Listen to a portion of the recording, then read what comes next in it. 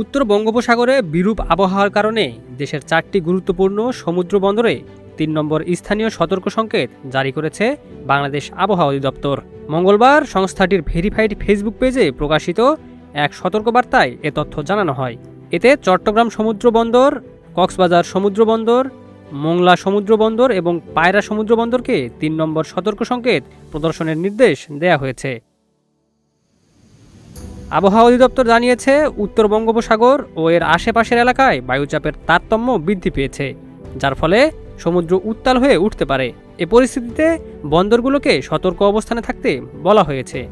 একই সঙ্গে উত্তর বঙ্গোপসাগরে অবস্থানরত মাছ ধরার নৌকা ও ট্রলারসমূহকে পরবর্তী নির্দেশ না দেওয়া পর্যন্ত উপকূলের কাছাকাছি থেকে সাবধানে চলাচলের পরামর্শ দেওয়া হয়েছে।